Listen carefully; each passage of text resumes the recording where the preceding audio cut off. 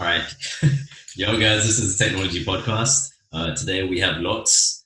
Yo, yo, yo. Today's episode, we're going to speak about how Lots managed to build 3 profitable businesses in 6 months.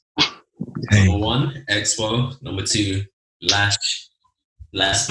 And number 3, Alta. Where do you guys want to start? I want to start from what got you into coding, just your background, what got you into it all, and why did you go into make those 3 businesses?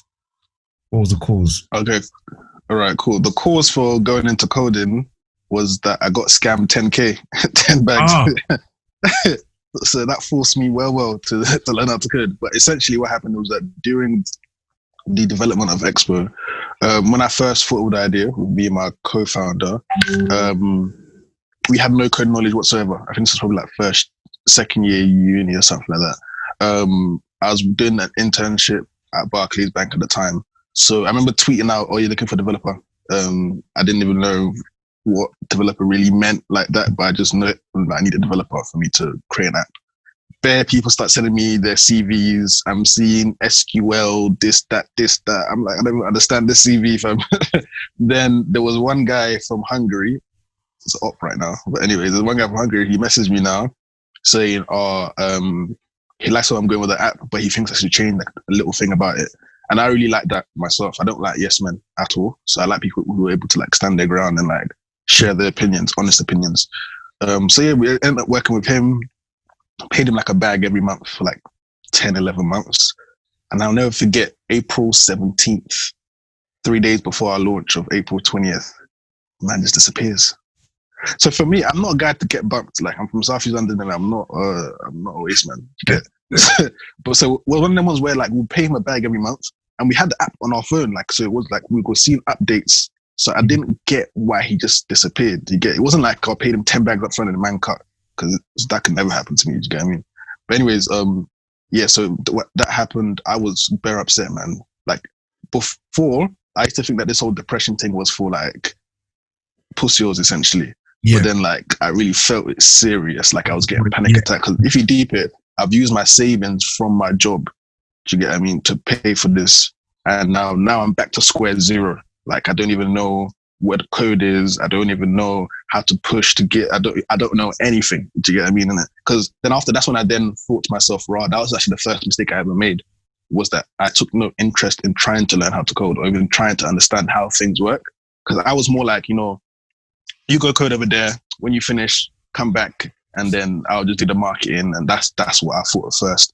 Then for 2 weeks, I remember I didn't shower for 2 weeks, fam. I was binge watching anime and Netflix for 2 weeks of uni. I didn't go out, didn't link no girl, no nothing. I was just very upset. Then a Gary Vee video came on, and he's very cutthroat and all of that. And he was I can't remember exactly what it was, but essentially he was just basically what I took from it is that me being upset is not going to change the outcome of anything. Yeah, I mean, it's going to make things the same. So I was just you know what? I've still got some P's left. Let me invest in myself. So I got on some Udemy course, £25 to learn how to code Swift. Did it for about 2 months, 3 months. So I'm quite a quick learner myself. And I like the way the woman taught things. I don't like being talked at without doing something at the same time. Yeah. So she'll be okay, cool, we're gonna create this, I don't know, this dice game where you can just roll the dice and random numbers get generated. And then I was kind of creating that. Then from that I was okay, cool, how can I apply this to Expo? So for me, I'm not an expert coder and all that stuff, but I definitely know how backend should work and all that stuff. So that's really helped me a lot. And then the next thing was probably grace of God, I would say, was I came down, because I was in Leicester University, so I came down to London to do some social media week thing. And I remember I took coach to Leicester to London, and then I was going to go from London back to Leicester on the same day. Then on my way back, when I dropped off in Leicester, I saw my boys from secondary school. Grind. Family was a crazy ride, man. It's 3 hours each way. Yeah. So one of my boys now from secondary school, and I just yo, bro, do you know any developers? And he was just yeah, you know what? I met some guy. His name's Frank. I was like, okay, cool. Like, any more information? Like, you're just like, he's black. Met some networking event and his Frank ends with a CK. I was like, what? No surname, no nothing. He's just like, nah, bro, that's all I got. Then I remember that same day I went on LinkedIn and typed in, Frank with a CK. After I saw a black brother, I was like, okay, cool. Looked at his experiences, like, okay, he's a developer. I was like, okay, cool. This may be the guy. Then I was about to message him in it. So this is a quick throwback. When we were working with that old developer, we actually did release like a private beta where we had like a couple people test it out and all that stuff. Then I was messaging Frank, about to message Frank, and then I saw that he actually messaged me already, like 2 months before. He was just like, oh yeah, I like what you're doing at XPO, but the app is shit. And it just made me laugh, innit? I was just like, rah, like, actually, but I like people who are upfront like that, you get what I mean? And then from that, we just clicked. We went on a FaceTime probably for like 10 minutes. He told me what he could do, blah, blah. Within a month and a half, he had equity in the business. And then we launched within 2 months of him coming on board. So if you deep it, yeah, I had a developer who had like way more experience than him, who was older, and he took 10 times longer to create an app or create and publish an app than someone who was like a third-year student at the University of West London. And even the UI was way better. So yeah, that was my story to get in XPO launched. I don't know, what is XPO? Essentially, XPO is an app that allows you to securely pay Instagram influencers. So like how the idea came about was I was an athlete myself. So I used to have loads of brands like messaging me saying, can you promote this, promote that? So back when I was in first year, it was lit, man. I was having like free tracksuits every month and all that stuff. Like back in the day, they didn't really used to pay you like how they pay people nowadays, innit? Then after a while, I got kind of annoyed and frustrated because Instagram is not optimized for business. Like for example, a brand can message me now, and let's say I posted something funny, loads of my friends will message me. That one message might go all the way to the bottom. And like your different points of conversations with different brands. So some brand may have just contacted you. Some brand may have already paid you. Now they ask you to post at a certain time. So we just mad communication didn't make sense. And then my co-founder actually is the one that was like the nail in the coffin for me, because he came and then he was just like, he does events around universities and nationally now. So his events called Aura. So Tommy, he comes to me saying, never talk to me about influencers ever again. And I'm just like, right, like, who hurt you? Then he was just like, basically, they're difficult to even talk with. Like, if you message them, they're probably not going to respond. And like, the responses are irregular. Like, you get response quickly, you get another one in 3 months. And it's just crazy. And he was just like, even if when you pay them, you have this anxiety because like, will they post on time? Because what you realize that because you've paid first, you start seeing that they start relaxing with the replies now because they've now got the money, so they're cool. So they may not post at the right time. They may not post at all. And if you try to like out them, they'll just block you. And there's nothing you can do. You just lost your money. Yeah. So then essentially we just thought, you know what? Like we didn't know what the technical term was at the time, which is an actual escrow. But we just like, there should be a place where you can put the money, the influencer can see the money is there, and they know that once they've done a certain action, that triggers the money to get released to them, and then we just take a commission. But yeah, that's what XPO is really. Wow. I feel like the idea is dope. Paying influence. Thanks, man. Yeah, no, bro. It's definitely needed. It's definitely needed. Like what we've actually done is that we're even iterating now. So I specifically wanted to work with smaller brands. And then what we've realized is that I'm very, very feedback driven. So I talk to the customers a lot. We realize brands don't actually give a damn about which influencer promotes their product. As long as the influencer's audience is their customer, they don't care who the influencer is at all. So I did some research myself. So influencer marketing gets you 5x ROI, return on your investment, compared to normal Instagram ads and Facebook ads. So I was just like, then why doesn't everyone just do influencer marketing then? I spoke to them now. They were just like, it's too many human touch points. Like I have to employ someone now, which is like wages now, to now go and like DM bare influencers, email bare influencers, and you're not even sure, you can't even calculate ROI properly and all of that stuff. It's so long. So they'll rather stick with Facebook ads. So essentially what we're building now is an algorithm where essentially Facebook ad software for influencers. So a brand can come to us, go to our software, be like, okay, cool. Okay, I want an influencer who's in beauty. My target audience is like female between the age 16 and 21. And my weekly budget is, I don't know, £200. So from that, we can now look at the influencers that we have in our pool, which is over like 1,000 influencers in the UK. And then we can be like, okay, cool. We can guarantee you 2 posts every week about your product from influencers. And all you have to do is sit back. You never have to speak to these influencers. They don't have to do anything. So the same as Facebook ad software. So that's what we're moving into right now. Wow. No. Okay, the question I was going to ask is going to be asked offline.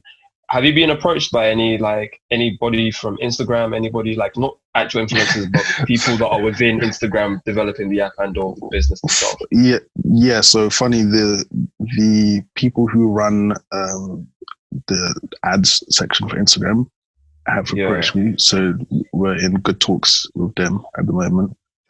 Funny enough, you even asked this 2-3 days ago.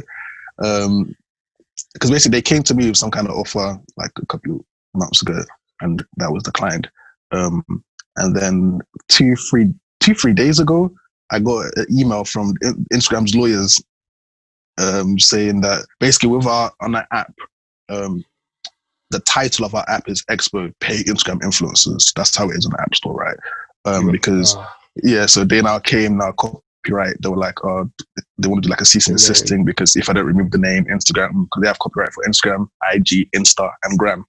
Then after I spoke with the lawyers now, and they were like, fam, but there's bare apps with Instagram in their title. Like, why are they coming for you? Then what they realize is essentially Instagram are trying to move into the whole influencer space now because they realize it's peas that they're not chopping from, essentially. And then, when you type in Instagram influencers on the App Store, we come up first. So they were burning from that, essentially. So they wanted to cut us out. But what I've done is that I've just responded to them saying, like, obviously I get where they're coming from, but, you know, the representative has to speak to their client anyway. So I told them to tell their client that we are willing to help them with the whole influencer part because they were really trying to go into it, but they didn't really understand how to go into it. But we actually understand how to automate the entire process and all that stuff. So it's just trying to convert a potential lawsuit into like a potential partnership. But you never know where things go in it. Knowledge is power. Kids, anyone that's listening, knowledge is, once you have something that someone doesn't have, hey. Just basically, I noticed from your Twitter profile that you had something maybe not quite similar, but not too dissimilar with Apple. Mm. About oh yeah. So we've had beef with so many corporations. So with Apple, what happened essentially was when you submit this for the people who are listening, when you submit an app into the App Store, Apple normally reviews it. So your first review for your first app normally takes like 2-3 days. But then after that, it's normally like 24 hours because now they kind of trust you and they know your app is out there. So they look at your code to make sure there's no backdoors and all that stuff. And it all complies with their guidelines. So we've been like, from launch, when we launched September 4th, from launch, we've been releasing like every 2 days new versions because we just love iterating, make sure the bugs are fixed, little new features and all that stuff. So they've been like obviously approving our thing like every 2 days. Like they didn't even take time at all because they know like we're genuine, right? Then we had one influencer, her name was Lala Ray, shout out to her. She posted about us on YouTube. Then our user base spiked up like ridiculously, like literally like 207%. Like it was crazy. And it's so funny because like we are all about influencer marketing, and so using an influencer worked for us. Then all of a sudden we wanted to now post a new update for the app. All of a sudden the App Store was like, no, that they didn't want to do it. They declined it. We were just thinking, what? Like we haven't even changed anything major in the app. Like it was just something like bug fixes.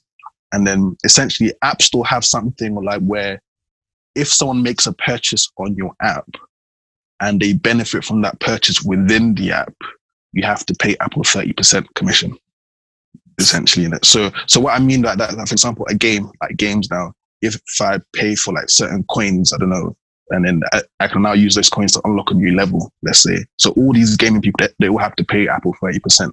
So we had to, for 7 days, which may not seem long, but when you're trying to iterate and do new versions, like it's annoying. We had to explain to Apple what influencer marketing was and tell them that, okay, cool, this is an influencer post. They bought it from our platform, but they benefit from it outside of the platform. Just loads of back and forth and all of that stuff, but we bust case with that one. But just these little things that they just try to finish you over. What did you study?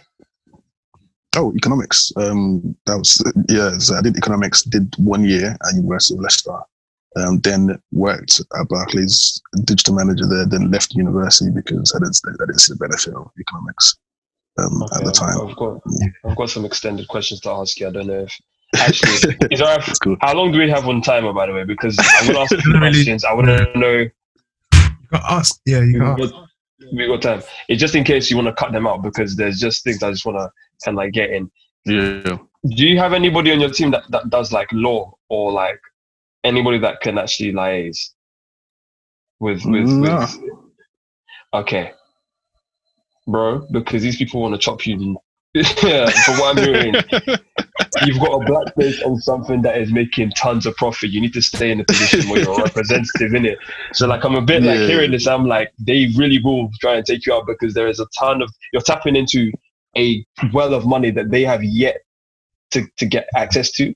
If they don't try, I will pray for you because they're trying madness. And then I wanted to also ask, not only that, have you like patented or done anything like trademark on any of your stuff? Yes. So when it comes to patent, you can't actually, in the UK, you can't patent technology. Like you can't patent an app essentially. Like, but you can patent certain processes. But then, like, because of how specific those processes are going to be towards your company, then there's no merit in doing so at all. Also, when it just comes to it, like, there is so much, like everyone always says, someone could come out and do the same thing that you guys are doing.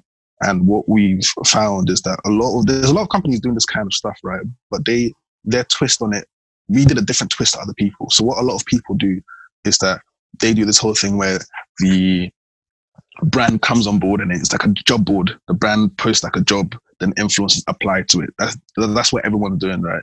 But the things that these brands or these companies don't actually know how the industry works, right? That's why I think me and my co-founder are the best for this, because I was an influencer, he's brand himself, so we know both sides of the coin, exactly how it works. So with that, with how other apps are doing it, it's terrible user experience, because first of all, on the brand side, when I post this job, right, I have no like choice on who applies. So I kind of have to cross my fingers and hope a good influencer applies, right? My only choice comes with a pool of people that do apply. And if it's not the right people, then what can I do? And then for the influencer side of things, there's another terrible experience, because like, okay, 100 people are going to apply to the thing, only one person's going to get it. So now you just told 99 people to fuck off, essentially. And that's a terrible experience for them on your app. So with this, we've given the control to the brand. They can actually reach out to the influencer they want to. Also, a lot of these apps, what they do is that they scrape data. So a lot of these influencers don't even know that they are on these apps at all. So what's good for the app about this, not us, the other competitors, is that they get a lot of data, which they can aggregate and show, nice graphs and all that stuff. Cool. But the key thing is the pricing. Like, the first thing everyone always asks the influencer, what your pricing? The influencers are tired of always hearing that, like, all the time. So with us on our app, the prices are there because our influencers have actually signed up. What other apps do, they give like an average. They'll be like, oh, based on these numbers, this person probably charges between 100 and 150 pounds. But the thing with influencer marketing, nothing's standardized. Like, you can't use numbers to crunch them and get an algorithm to now say this is probably the price they're charging. Because I know someone who's 10K followers now, has good engagement, and is charging like 800 pounds per post. And I know someone of 80K followers, good engagement, and is charging 70 pounds per post. You get what I mean? So there's no standardization. So you can't use numbers or use some kind of algorithm to kind of like predict that at all. So what we do is that with our influencers actually sign up, you get the exact price, not some average type of thing. So when you send a request to an influencer, you already know how much you're going to pay already. And the first question isn't, how much do you charge type of thing. So you send the request, the influencer sees the request, they choose whether to accept or decline. If they accept, that's only when you get charged as a brand. And then the money gets held within XPO. And then once the influencer is now posting the content, both parties have to mark the request as complete. And then the money then gets released to the influencer. So it's that simple that way. So it's like a little change to what other people do, but it makes a big difference for the users. Just for the sake of time, I just want to move on briefly. just for the sake of time, I don't want time to run out here while we still have 2 other projects to talk about. So one thing I care about is auto. Yeah. From my research, does it mean an alternative way to pay? Yeah, exactly that. Yeah. So what can you tell us about auto? How that came about was essentially my mum would just annoy me. That was literally it. It was literally 6 weeks ago. My mum gave me a call on a Saturday evening. I was out with my friends, and then she was like, "Oh, Lieutenant, make sure you bring cash for church tomorrow." Like, because I'm 22 myself, and I still get my mum to give me £1 during church to put in the basket and all that stuff in it. But yes, because I don't remember the last time I've carried cash like that. And if I did carry cash, it's like £20, and I want to use it for something specific, so I'm not giving that during church. So I just asking her, like, isn't there like a digital way to give, like, at all? And then she was like, "Oh, LOTANNA, stop with your technology stuff. Just make sure you bring cash." So anyways, I looked on Google. I always tell people Google is the oyster to the world. Typed in digital donations in there, digital church donations, sorry. Then I saw a company in America called PushPay. They're publicly traded. They did 4 billion last year. So I was thinking, whoa, like, that's crazy. So I started researching if they did anything else other than church donations, but that's all they did. I was thinking, wow, okay, I never knew this market was that big. Then I looked at another company called Tithe. They did 100 million revenue last year. I was thinking, damn, this is like big business. And they're based in New Zealand, and New Zealand is small. I was like, wow, this is definitely a big space to go into. Then I was like, okay, why hasn't PushPay come to the UK then? Because I thought it was a US company. Why shouldn't they come to the UK? Then I found out that they only do mega churches. So churches are like 5K people minimum type of thing. And that's why they're killing it so much, because they charge like crazy prices per month. And then Tithe have tried to come to the UK, but didn't really bang, just because the way the UK is and the way the laws are when it comes to charities and all that stuff. The way Tithe do their thing is that they actually create custom apps for each church, which I think is a terrible, terrible idea. But yeah, this didn't work in the UK at all. So I just thought, you know what, let me just create something like that for the UK. And then I remember I tweeted it, basically ranting. And then the CEO of Bebo now sees my tweet and he replies to it. And he was like, okay, then do it. Then I was just like, damn. And then he DMs me and he's just like, rah, like basically if you get started and you launch, I want to be your first backer of the project. And after I was like, oh crap. So then I made a tweet replying to that saying, okay, cool, give me 3 months. Then within like 4 or 5 weeks, then we launched. So that was cool. Close mouths don't get fed. That's Paul's favorite saying. It's true, man. 100%. It's so true, man. The fact that you said 3 months and then in under half of that time, you were like, okay, we're going to release something is what I'm actually like amazed at. That was cool, man. It was fun. It was fun. Wow. Okay, wait, Paul, because Paul's muted. Does Paul want to go anywhere with that? Question. Sorry, Mike. Is that all right? One question. You got a question? One question for me. All right. No. For go for it. Right. So one thing that I noticed was that I don't know whether to phrase it as backlash, but for those that say that you shouldn't be making money off of people. Oh yeah. Because I think it's okay. What you have to say. Yeah. I think the key, like, I get where they're coming from, 100%. But like the people that said that to me, right? I always found it so funny because they never said that to apps. Like, there's other apps out there like Just Giving. There's apps like GoFundMe. They all take commission from there. That's my first response. But then my second response, which kind of nips it in the bud, is that we actually help churches get 25% more income. So what this is actually something called gift aid. So the church, when you give to a charity, you can give under gift aid, and what the government does, they match your donations with 25% more. So if you give £1, you get 25p, or the church gets 25p extra if you're a UK taxpayer. What I found, because for me then it was a no-brainer. I was like, why isn't everyone giving under gift aid then? So I went to my local church, asked my pastor. I told him, okay, cool. What's the process of me giving under gift aid? He was like, oh yeah, I need to give you this form. You need to go home. You need to fill it out. Then you need to come back. Then I need to copy over to Excel. Then you need to give it a donation. Then I need to send off to HMRC. I just like, damn, that process is so long. And that's why a lot of people don't do gift aid, even though they should, like, it harms nothing at all. So what we did is that now we automate the process for the church. So when you're given, you just tick a box. Actually, no, the box is already ticked. You have to untick the box. And then what happens then is that because we already have the information that we need for the gift aid form, we autofill and auto-generate the form. And so the churches need to download it and send it to the church. So what that does is that it gives the churches more money from the government, first of all.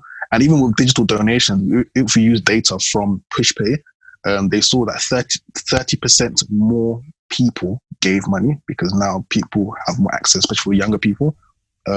And people give more because now I don't only have to give when I'm at church, which is like on Sundays type of thing. Now I can give any day. Then secondly is what our app actually helps do is not just the payments, but also helps people like increase their relationship with God and their church. The reason how we do that is that we have daily scriptures that we serve to the people. Not just daily script, not just pulling information through an API and like showing like a part of the Bible, but also having a message on there that helps people use that scripture in their daily lives, essentially, which we think is the key thing here, not just telling people, Genesis, this, that. Like, forget about that. So those are the two things we do to help the churches. But the key thing is that we increase the income of the church by 25%. So if you then think about, okay, cool, increase the church income by 25%, and then we're taking 2.75% commission, it's negligible, right?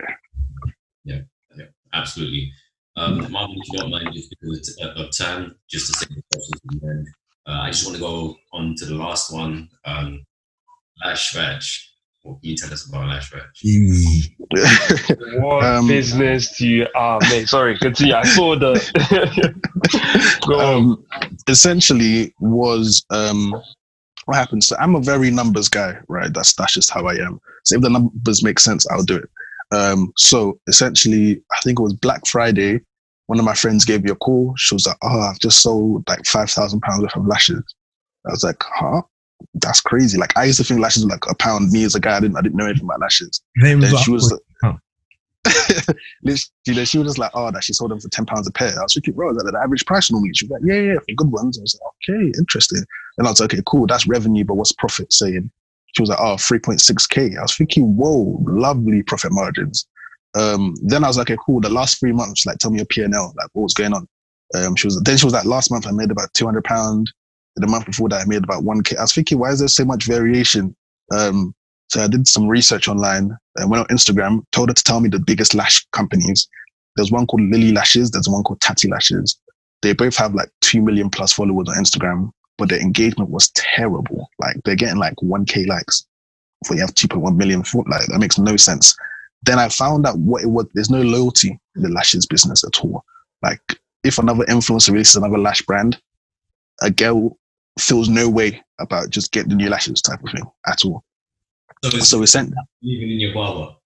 Exactly, not like that for girls at all. So I just like, okay, cool. The key thing is the loyalty here. How can you build loyalty? Okay, by creating a community. How can you easily create a community? By creating a subscription service, because that kind of forces the loyalty to be there. So I just like, yeah, cool.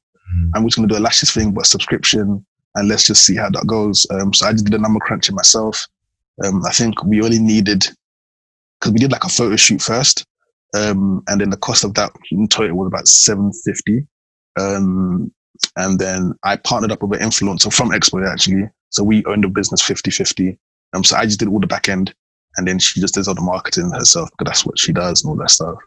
I think all we needed to get was 22 girls for us to break even. So I just like, okay, that makes sense. Like, even if we only get 22, that's fine. With us, we can always stop the business if it doesn't go well. But yeah, we did really well. We had like 100 and something girls subscribe to, which was really lit. Obviously the whole Corona thing came about, which was unfortunate, but like, we didn't actually lose any money at all because we don't hold any stock at all. So how it actually works is people make their orders from the 1st to the 14th of a month. Then we send those orders over to China or to our vendors essentially on the 15th. And then they then deliver to us by the end of the same month. And then we then on the same day send out deliveries to people so that everyone gets all their lashes on the 1st of each month, or between the 1st and the 3rd of each month. But yeah, that was cool. We had some troubles with that as well, like mad headache, where I had like this design inspiration. At first, like, our packaging was dead. It was like the normal packaging. Then I saw, I think it was on Twitter, it went viral. Some girl did something in like some pill tablets, pink pill tablets, for lashes.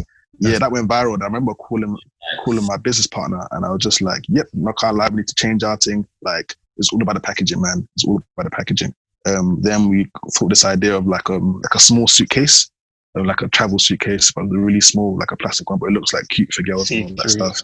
Yeah, exactly. Yeah. After I remember I posted on Twitter just asking for feedback.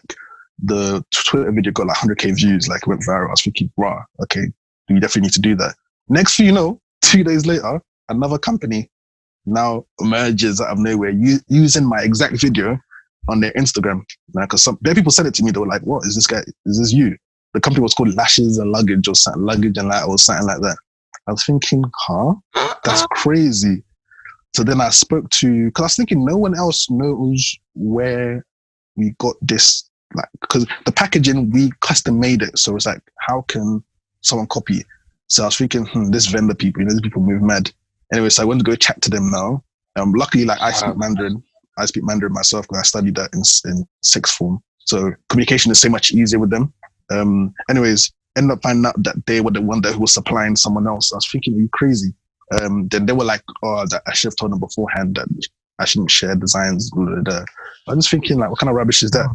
But anyways, we signed a deal with them, and where they can't let anyone, they can't sell that product to anyone in the UK. So we have exclusivity rights in the UK. But yeah, that was crazy, man. That really annoyed me. I can't even lie. But yeah, that's insane. Because I've heard about that kind of issue. What they do is they take the schematics and designs that you have and then repurpose it so that whoever comes with a contract and they need something else, they sell the same thing to them. That's literally it. Positivity. It's mad. It's actually mad.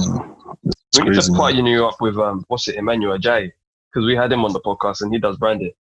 Yeah, man, that'd be nice. Yeah, I mean, because that would be Jesus. Sorry, Paul. I feel like we need to extend this, So we were talking about the fact that these people that you actually loaned out your designs to went and resold them to a secondary. I don't know what kind of company, because that's just disgusting. But and you know what's so crazy about it is the fact that that company then DM'd me on Twitter saying, "We'll see who's going to win this." They think they. And these are fun problems to be having, Like, these are good problems. So literally, I remember thinking, I could finish them right now, innit? But the way Twitter is, like, you just have to move professional sometimes, and they can just screenshot and do some madness in it. So I think I just liked the message or something like that and just left it. I always thought, and then what started happening is that on my Snapchat, I'm very open with what's happening in my businesses, both ups and downs. Then a lot of people start messaging me saying, see, this is evil. Like, when people start talking about this evil eye thing, it really gets me annoyed. They'll be like, this is one evil eye thing. I told you you shouldn't have been telling people about your businesses before you've done stuff and all that stuff. And I always tell people, like, even if I give you the blueprint to my business, I'm still going to do it better. You get what I mean? Because it's all about execution at the end of the day. I always knew I was going to win this in the long run because I was building a community of girls and empowering the girls.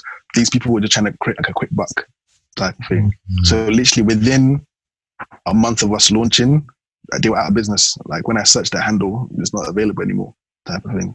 Because like everyone knew that we were the people to go with. Like, our marketing, our brand, and the colors were female friendly. You get what I mean?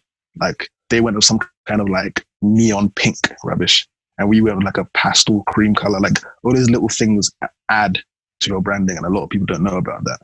But so after a month, there were no threat at all.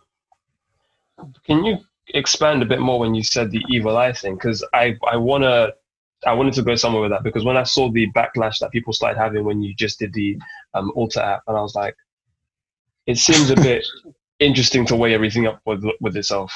Yeah. I think the evil eye thing, like, I feel like a lot of people use that as an excuse not to tell people what they're going to do because they're scared of failing in front of people. That's the key thing with me. Of course, there are going to be people who are wishing you bad. Like that just happens in life. Do you get what I mean? Like it happens all the time. But don't then use that as an excuse to now not do anything or like do things in silence. You know, when people say, I'm going to do anything in silence and then blow, like a lot of people are just scared to put their work out there because they think something bad could happen. But if you've really patterned execution, trust me, nothing can stop you. Not that it's going to be successful, because if you deep it, if it's not successful, it's your fault at the end of the day.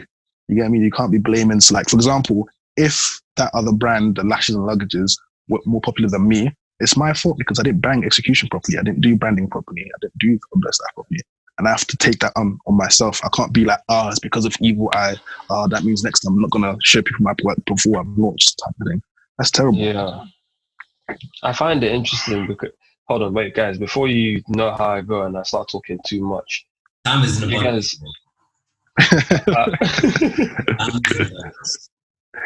No, okay, so what I'm looking at is, because I always find it interesting to have these discussions, I don't normally see, and educate me right now if I'm very much wrong, because I'm one of those people where I think that what you're doing is brilliant. I think when we do actually showcase what we are capable of, it's a good thing. But I don't normally see other cultures promote what they're doing as much as we do. And I'm wondering why. Why is that the case? Because is it that everybody else does see it? Like, do you see like CEOs of different companies and or like, let's say the stereotypical white male go make a company and then promote it the same way we do? What's the difference? And does anybody else see that they do that the same way? Okay, cool. I think what it is that it depends on the stage of the company, right? A lot of companies, like you still, okay, I think there's two ways to answer this question. First of all, when it comes to people like just starting off businesses, they do in their own cultures. Like this, I always tell people, like when you're on Twitter, you're in a silo. You're in that black Twitter. So all you really see is a lot of black content, right? And maybe the one-off white content, but there's a whole different sphere of white Twitter where other people do actually, or white people do actually tell their ideas and all that stuff. The thing about telling people your ideas is that you tell them all about it, but you don't tell them like the secret source to it, for example. So there's a lot of people out there, like even like the Gary Vee out there, he talks about his business all the time, but he never tells the secret source. No one really knows how much bread he's making. No one really knows what the P&L is, but he does a lot of branding stuff all around it. And that's what gets him like him being popular and all that stuff. And on a bigger level, of course, the bigger you get, the less you can actually tell, because that there's actually these big conglomerates that are after you, and they can actually create things that can, barrier to entry is much lower when you go out there because there's big people out there. But there's still companies out there that share their stuff. There's an app called Buffer, where they do that. They you schedule your social media posts. So that founder Joel, he is absolutely open with everything, like even employee wages and everything. Like if you literally go on his Twitter, like he's my inspiration when it comes to being open. He's open with like employee wages, how much each employee bring in for the company. I think his company is about 80-something people, and they do about 20 million a year, or 25 million they reached last year or something like that. And he's just absolutely open with it. And you have to think to yourself, what does he lose from that compared to what he gains? Like, if you're really open with people, a lot of people come towards you. They want to use your products because they think you're being like honest. You're not hiding anything, right? Yeah. The negative to that is that someone could try and copy you, but when you've got to a certain extent with your system and your algorithm, it will take someone to dedicate 3 years of their life, to actually come and be a competitor to you. And who's really going to do that? My next question is just based on mindset, like why you are the way you are. Did you have any role models growing up? What was it? Were you? I think in terms of role models, like I would say I have two. Obviously, there's always like the Mumsy, right? She's always been motivating me, always telling me, like always still be careful, fam, for real. Always be careful, but try out different things, like. And she always told me, she told me something before I went to uni, where she was just like, surround yourself with people that you know that are better than you so that you can learn. Because what a lot of people do, that they purposely surround themselves with people they know that are not better than them to fill their ego. But then from that, they just digress from there. But I just surrounded with a lot of people who are doing great things and just kind of learning from them. And also they learn from me and vice versa. And apart from that, it was more like Elon Musk. I would say it's one of my biggest inspirations, because he just does stuff, you get what I mean? And he actually cares for the planet and the well-being of people and all that stuff. And I'm coming to care about that too. But business-wise, I just loved making money, man, at the end of the day. I remember when I was 13, 14, I used to type into Google how to make money as a 13-year-old. They'll be saying, oh, mow the lawn. I'm like, fam, there's no lawns in Southeast London. I'm in the sticks, you know what I mean? But yeah, that was it for me. For me, it was just more, Mumsy was pushing me. And I just like the thing of bringing people value and making money from it, which was quite cool. I've had so many business ventures before this. I always tell people about all the failings and the ones that have done well and the ones that I would go to again, but maybe tackle it differently and all that stuff. Yeah. Wow. Okay. Do you have a mentor or anything like that, like an actual direct mentor?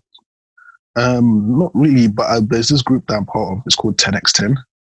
Yeah. I got invited into it. They're pretty lit. I feel like from there, things start changing for me. It's a group of 100 or so Black founders, and they're just really, really motivational, man. Okay. Well, your mindset is actually built solidly. I'm gonna lie, Mumsy really the right way. She's trying, man. Wow. So for your uni experience, what was the leading up where you're like, okay, cool, I'm going to branch from just being someone that is an influencer in his own right to now actually, it's not just that you had the period where everything was difficulty to make money or you knew it was coming in, but what was the triggering point where you're like, okay, you know what? Let's go further with this. I know my economics. I'm actually going to apply it and just try and go as far with it as you can. Because it seems like you've got an awakening with understanding business and actually making business acumen. Yeah, I would say, firstly, the reason for me leaving Barclays was two things. So when I first started off, I was they call it an essential banker. So the people who were with the iPads in the banking hall and stuff. Yeah. Then I remember they put me on the till, and I absolutely hated it. I remember speaking to my manager, and I'm very I don't care what position you are in the company. I would give you respect to give me respect. That's how it should be. But I found that a lot of people were kind of scared of the manager. They didn't want to, I see people with 30 years in the same role, that can never be me. So I went to the manager. I was just I can't lie, this till thing is not for me at all. For me, I love things that are digital, and just give me a chance with digital, essentially, to just increase digital for the branch, or digital adoption. Then she was just like, okay, cool. No one's ever asked her for anything. So she's like, okay, cool. Give me the next 3 weeks, show me some results and we can see what we can do. So essentially, I had to then increase digital adoption. So that means helping the customers who are coming in to do certain processes on their phone or on their iPads or their laptop. Then they kind of put me across different branches in Leicester. But it got so mad that they actually told me to stop, because they started closing down loads of branches because people weren't coming in anymore, because they realized that I should just do this on my phone. So they actually told me to stop doing that, because it was getting a bit too crazy. Then after, this is another God's grace thing, I would say. This is so mad. I'll never forget. It was on the 2nd of January 2019. I remember I just came from a shower at home, and then I was looking for my phone. After, I think I sat on it after, I was like, cool, pulled it out now. And there was literally an article. I still have that. I saved it. It said, Barclays juniors keep leaving to become entrepreneurs. Fam, literally, I was just like, huh? I never searched for that. There's no way I'm on this article. Yeah. And then that same day, I just quit. And then, literally, I just there's no bigger sign there. I feel like I have a very special relationship with God and my religion. Yeah. The reason is I'm not a normal, kneel down, pray and all that stuff. For me, I chat to God like my brethren. I'll be like, yo, what happened there? I won't do it again, or whatever, praise him for what he done to me and all that stuff. But I don't do it the normal way type of thing. So when I saw that, I was just like, wait, huh? Is this a sign type of thing? Because I was already thinking to leave already, but I didn't know when to. Then when I just saw that, I was just okay, cool. And then that same day, I remember I left Barclays. And then I just started to continue working on Expo, and then things went well there. Like we got investment as well from Expo, from Barclays, which was cool. But yeah. Right, based on that backstory, what do you have to say about, like, for those that are younger than us, younger than you, about just ownership, just do it? I think a lot of people are currently probably in jobs right now, and I get asked questions like, when is the right time to make the leap, right? And I always see a lot of like white people who are well off who will be like, oh, you just know, like, you know it in your gut and all that stuff. But for me, I'm very calculative. So I'm just like, okay, cool. How much am I earning? Because before I made that jump, I already switched to part-time already. But yeah, I always tell people, okay, cool. How much do you need to just live? Like, just to pay your bills and they call it like, they call it ramen profitability, but it's like just to live essentially. No extra stuff, no going out, none of that. Then I found out I think I only needed like £800 or something like that to live per month, because I was in uni, things were cheap, all that stuff. And my mum was still giving me care packages of stew and all that stuff. So I didn't even need to cook like that. So things were calm. So then I was like, okay, cool. That means I can actually go part-time and be earning about £800, £900 a month. So I was like, okay, cool. Now I have more time to work on this, my idea. Then you need to think, okay, cool. Is my idea something that can give me profit or money immediately, or is it more of a long-term thing? If it's something I can give immediately, then you know having that free time is really valuable, because you can now create that income and hopefully get to that 800 mark, or that, you know, the minimum that you need so that you can actually leave your job.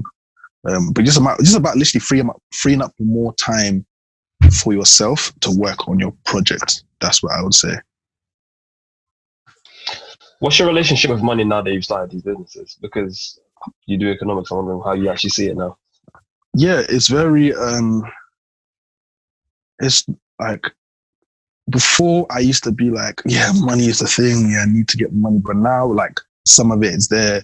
It's just like, I hate seeing money in my bank account now. Like, because I'm just like, I need to see it working. Yeah, I mean, they're like, yeah, it's not like I'm gonna just give it out for free, right? But just like, I want to see it working. I wanted to see it doing something. So a lot of people come to me with business ideas, and I'm just like, okay, cool. I don't mind putting money towards it, and let's just try something. Like, if the numbers make sense to me, I'm just like, bro, anything I will do to get. Like, even there's something I'm gonna start probably in the next 2 weeks, which is like complete opposite to the church thing. So I might even keep that one on the low, really, or I may have someone else heading that for me. But essentially, there was an app called Wattpad back when I was in secondary school, and then there was a story called Keisha the Skit. And everyone, like girls, used to love reading that. It was like the 50 Shades of Grey for ends at the time. No. Then recently, I think I found Wattpad. I'm just like, wow, okay, cool. Like, are people still writing this kind of content? I'm seeing people that are writing, like, this is for free, by the way, and they get like 80k completed reads on their story. I'm thinking, wow, and people still read this. Like, I never even knew. So I was just like, okay, cool. Could I like package this differently, essentially? So what I did, I found a really popular writer on Wattpad, messaged them, all of that stuff. Found it was a black girl from Ends. I was like, okay, cool. What if I was to pay you to write like a 12-part story for me? And that's it, essentially, like a 12-part, like that kind of story that you normally write anyways, for me. And then she's like, okay, cool. Like, she'd never been paid to do anything, so she's like, cool, whatever. Paid her £250 to write a 12-part story. After I was like, okay, cool, but what I can actually do is I can actually sell this per chapter kind of thing, where girls sign up to this something, I don't know what I'm going to call it. They pay like £2.99 a month. And every week they get a new chapter of this same story. So that will last 3 months, right? And it kind of builds this community, this club, like a book club, essentially, for girls. And I wanted this specifically for Black women. So it's like erotic stories for Black women, essentially. And then, when I did the maths, I was like, okay, cool, £2.99. After all the processing fees are taken out, I'm probably taking home £2.50 per person. £250, which is what I paid, divided by £2.50 was 100. So I was like, okay, cool, I need to get 100 payments of £2.50. This story is going to last for 3 months. So 100 divided by 3 is about 33. So that means I need to get 33 girls signed up for 3 months for me to break even on this. I was like, fam, that's a no-brainer. That's not hard to get 20 to 33 girls to do so. So then I just start thinking about marketing channels. Like, how can I, there's a lot of Black girl groups or empowerment groups and stuff like that. There's even advertising on like Pornhub and all that. Like there's bare avenues you can go into. Like I've just been researching. But when I see the first thing I always, you guys probably realize that I always calculate the break-even point. Yeah. And if that's something that is, like, wow, this guy's yeah already thinking ahead. How am I? Yeah. Because the thing is, once you've calculated that, then you feel way more comfortable doing what you're doing. Then you have a clear goal to do what you want to do. And I actually got that from the founder of Design My Night. His name is Nick something, I can't remember his name, but Design My Night is essentially an Eventbrite, essentially. And then he actually planned his way to selling his company. So essentially what it was, I think, was companies normally get sold for like, I think 3x their revenue or something like that. So if you're making 100K revenue or like a mil revenue, let's say, someone will probably come and try buy you for like 3 million. That's about the price, right? So he was like, okay, cool. He didn't say the actual numbers, but he was just like, okay, cool. If I want to get sold for, let's say 10 mil, okay, then let's use easy numbers. Let's say 3 mil. I want to get sold for 3 mil. If did the maths backwards, right? Cool. They normally buy for 3x. So that means I need to make 1x revenue. All right, cool. I'm having people pay me, I don't know, something a year or something a month. Now divide that. How many customers do I need to get to that 1 mil revenue? Okay, now let's say I need like 1,000 companies to get to that 1 mil revenue. The 1,000 companies pay me 1,000 a year. Cool. Now I know I need to have 1,000 people. Now, how do I attack and get those 1,000 people? Now you can even tell your employees to be like, our goal here is to get to 1,000 companies on here. So do whatever you have to do. This is the marketing channels. So once you have them, numbers can never lie to you. You know what I mean? So once you have those numbers there and you work backwards towards your goal, it's literally a no-brainer, man. Like I feel like a lot of people, because a lot of people come to me with ideas, isn't it? After I'm like, okay, cool. What's your revenue model? And they start waffling, and I'm just like, do you think money grows from trees, or like how do you think you're gonna make money? A lot of people don't think about that at all. And I don't also think about this. Another thing that I think I maybe got on a tangent is that people are so scared to have one specific audience. They feel like they need to like apply for like this is an idea that I get from everyone. Like most Black people that come to me, it's always like, oh, I want to create an app where people can come to get their book barbers, or people to do nails, or girls can do their hair and all that stuff. And I'm like, okay, cool, great idea, cool, but just stick to one thing. They're like, oh no, but I want to have, everyone, I don't want to limit it and all that stuff. But the thing is that different users need different things. So for example, girls, right, when they want to do their hair, a girl can travel to Kent from London to get their hair done. Do you get what I mean? If it's someone that they know is certain pattern.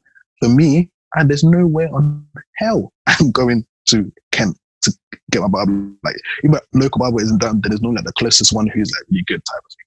Right? So what you can take from that is priority. Location is not priority for girls. Location is more priority for guys, right? So therefore, how your app is going to look has to be assigned to which user. So if location is a high priority to someone, your app needs to be like Uber. When you first open it, you see like the map kind of thing, and then you see where people are. But if location isn't a priority, then why is it like that type of thing? Then it comes to colors. If boys and girls are both using the same app, you need to use colors that are not too feminine and not too masculine. And there's just so many different things that people don't realize. This and is then UX design. and also this is UX design. Another skill that you got. And it comes with programming, I guess, as well. But, yeah. And the thing is that another thing is that I spoke to, there was a girl in Leicester, she did hair, and I've never seen a hair flyer that looked good on Snapchat. And when people put it out, they always put too many things on there, bare small writing. I know what you mean. One dead logo thing. Yeah, you can see the white box behind the... Literally, and I was just like... So she was telling me that she wasn't really getting clients like that, like then she thought that she would. So I asked her, okay, cool, like what are you actually good at though? Like what is your bread and butter? She was like doing braids. And then I was like, okay, cool then, just do braids only. And she was like, nah, but what if girls want to do other things? Like, and obviously braids is really cheap, so I'm not really going to make a lot of money. After I was like, okay, cool. If someone came to me and was like, I want to get my hair done, do you know anyone? I'll name 100 names, and then your name will be the 101st. You know what I mean? Because you don't specialize in anything, you just do hair. But if a girl said, I needed someone who can do braids, like blah, blah, I'll name you first. You get me? Because you're the specialist in that area. And when you become specialist, people come to you, higher loyalty, and you can increase prices. You know what I mean? Now she's killing the game. Now she's killing the game with braids. You know what I mean? Like braids that she used to charge like 20, 30 pounds to do. Now she's charging like 90, 100 plus for it. And people are having it because she's a specialist. You know what I mean? So even girls that do this, is it wigs? Not wigs. What's it called again? I don't know. Weave or whatnot. It's not like that we know. Weave or whatnot. I'm just like, okay, why can't someone specialize in bobs, like the short length ones, and then someone specialize in the long ones? You get what I mean? Because if a girl wants to look fleek on her birthday and she wants that 30-inch, 28-inch, they kind of come to you because they know you're the specialist with long lengths. You get what I mean? Yeah. But not someone that's doing jack of all trades. You get what I mean? Master none. Fam, that is boy. The day was that. Have you thought about having creating a community around you? Like, let's say, like basically your teachings. Like, do you want to? Because basically, what I'm thinking about long term for you is that, do you want to like create a community of people that you teach? Do you get? Have you ever thought? Yeah. Because what I'm listening to, I'm like, this guy's dropping mad like gems, you know. People don't think like this, like the way you're just calculating. Because with all the amounts that you're calculating, is like you said, is motivating. Like even me, and I'm sure, like all of us here, we're like, oh, okay, learning. We're learning now. Like, I'm thinking differently about if, let's say, I want to start a business now. You know, the revenue module, okay, cool. Yeah, I definitely need that in place. Like you said, you can come up with a good idea, but if it's not bringing in, if you don't have that in place, the revenue module then is doing nothing. So my question for you: have you thought about like, you know, creating like a community around yourself where you teach people? I think definitely. Well, for me personally, I would tap in. But yeah, I don't know if you thought about it. I think I first started thinking about that when I did like a talk for someone.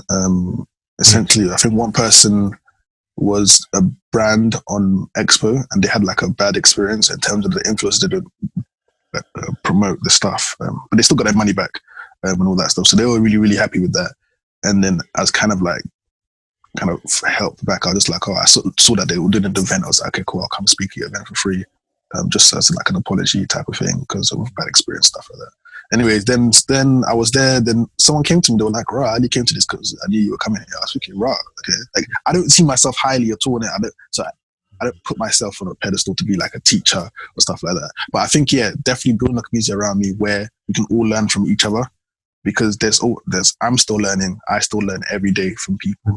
There's little things that people say that they may not realize is like nuggets, like that could really help me, and vice versa. Do you know what I mean? So I'm guessing a community, not where I'm the lead of the community type of thing, but a community of people who have their own special industries that they're in. I think definitely that thing is definitely needed because even nowadays, I'm getting men who are younger than me who like are come telling me, "Oh, bro, this F game doesn't make sense no more. Like all this shotting, it don't make sense no more." Because literally, I did the number crunching for shotting literally on my snap, and I got hella people blocking me, bare death threats. It was jokes because I was like, okay, cool. Like a lot of these men that will say they'll flip a queue to this, I'm telling, okay, cool, but that's revenue. That's not profit. Okay, your profit now is something like let's say £100 profit. Let's say, but how much time have you spent on the streets shotting that? Do you get what I mean? Now we input the hours into that. So essentially, I did the maths, showed everyone it, and essentially they're earning like £3.16 an hour. So I just like, what's the point? You get what I mean? Go work at McDonald's or something. Like, it's the same concept. Imagine? So like, I did all the maths in it, and you haven't even calculated that, like losing your time essentially of going in jail, the risks and all that stuff. But I didn't even put that into that. I was just like, let's just do the cool maths into this, and then people were burning. Like all these men are like, I'll flip this to flip this. Okay, cool, but it's revenue though. It's not profit. Do you get the amount of people you're paying off, the amount of holders you have to pay percentage to. Like you can't even really use that money really to even go grab a yard or anything like that. You know what I mean? You have to go buy lubes and stupid stuff like that to get. But definitely building a community, because I don't blame them as well either, because back when I was younger in secondary school, I went to a school called Blackie Blue Coat. We got closed down because of gang violence and that. So the school was very, very, very mad at the time. But then I don't blame them, because back when in secondary school, all I thought was, it's either I'll do football, music, go into education, or shotting.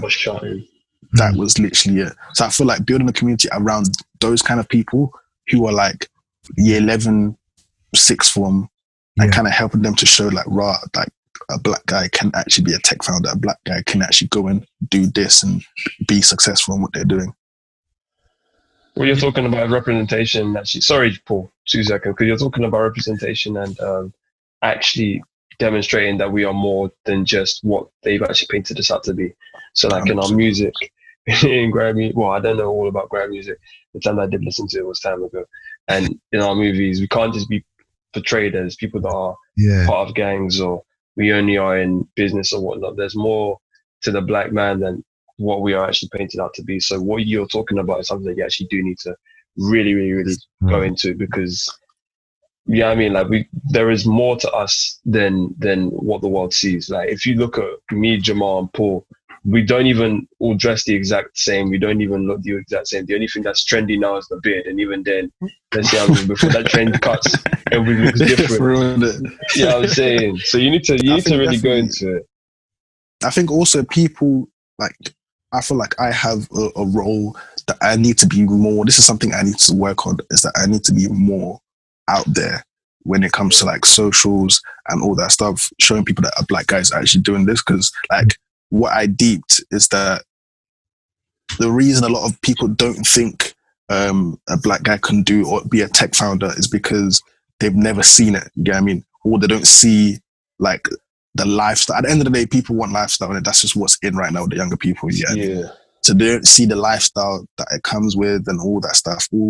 They don't see that from a black person at all. And I feel like that's something that needs to be shown, to be like, yeah, this is the fruits of my labor. And all of those things are definitely needed. But I think I need to be more upfront, out there, share my face more, to be like, yeah, you can do this. It's so crazy. With creativity, you can challenge a £1 billion company. You know how mad that is?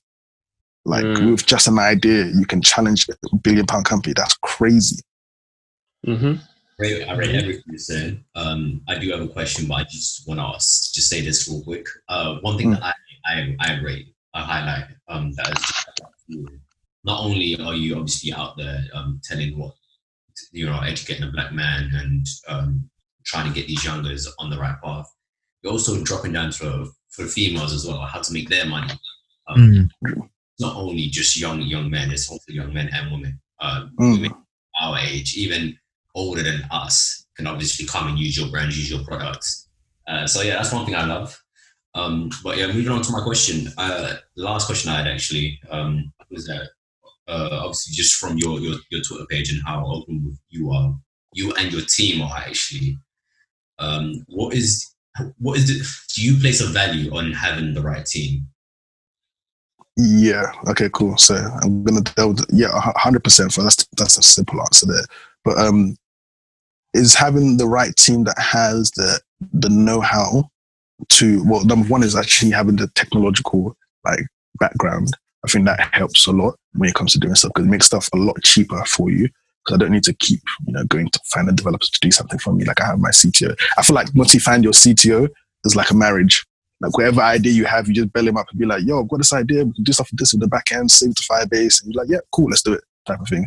So I think that's like a marriage kind of thing. So I feel like I found my CTO, essentially. So I feel kind of lucky there. If it's not something technical, it's also having someone that can motivate you when you're feeling down, because there are going to be points when you're feeling down. And there are going to be points when the other person is feeling down. Make sure you don't bring someone on board who's just... Don't bring your friend on board. That's what I would tell people. Like, when it comes to business, a lot of people like to bring their... Like, it works for some people, but for most, it doesn't, because the friend won't really tell you the truth like that, because they're still trying to safeguard the friendship and all that stuff. So definitely find someone you can be friendly with, but not like your best friend or something like that, because there's some business decisions that need to be made. And if you man up too like cool, it could damage the relationship in the business and actually damage the relationship outside the business, which just finishes the entire thing. But I think, definitely having the right team around you, or the right people in general around you, helps a whole lot, definitely. That's really good. Paul, I know you want to say something. And I have something unrelated, unrelated to tech, unrelated to business. Yeah. So, all right, cool. So what I noticed is on Twitter, especially recently, I know we're Twitter users. Do you have any feelings to how Twitter did Nella Rose recently? Yeah. Okay. So yeah, I've got a lot. So like, I know Nella personally, myself. We went to the same uni. I think she's one of the reasons I went to Leicester, to be honest. I saw her videos. I think people are very funny, right? Because people are gonna pretend like back in the day people weren't saying all wild stuff. Like for me, I'm dark skinned myself. In secondary school, people used to call me Blick. I called them Blick. Like we used to just cut. Like back in secondary school, us man them. I think guys and girls are very different, right? With guys, we used to have cussing matches. Like I would cuss you. Like I had no prejudice with who I'm cussing. Like we used to see who can cuss someone the hardest, and it was just bounce. Yeah, I mean back then. But you can't then discount that there were also some girls or people who were affected by it, right? So I feel like people can't make large statements saying, "Oh, so someone shouldn't be affected by it because of how secondary school was," because everyone's different, right? The way Nella was cancelled was very, very mad to me because first of all, like the whole thing was actually starting off with a guy, right? And it's so funny how they started cancelling the girls, and I was thinking, okay, that's mad. Even the tweets that she did, for me, it didn't even seem so mad. Like, because back in 2012, 2013, people were saying much wilder stuff. I mean, there's much wilder stuff people should be cancelled for. And then now I'm seeing all these people, like all the other Twitter influencers coming out saying the save Nella or whatever they call it, which I find bare weird, like she died or something. I was just thinking, okay, where were they when she was getting at it and all that stuff? But it's now that the ghost is cleared, that's when they want to do best friend, all of that stuff. I feel like people have each individual has the right to cancel Nella if they were affected by it when they were younger and all that stuff, all those kind of comments. But I feel like in general, people are just moving mad, man. I can't lie. Everybody's this cancel culture is how are you gonna go? I was having a discussion with one of my friends. How are you gonna go about a decade into someone's past to find something they said to then use against them today? Then I broke it down. The same way you do the business breakdown. So 365 days in a year. Let's say someone tweets approximately 3 times a day for a year, right? So you're telling me you went through over 9K tweets to go back to 2010 to find something to prosecute somebody today? You're mad because it doesn't make sense. They're bored. This quarantine is making people bored. You're bored, but they've been doing it for time. And the thing is, Richard Pryor, was it Richard Pryor?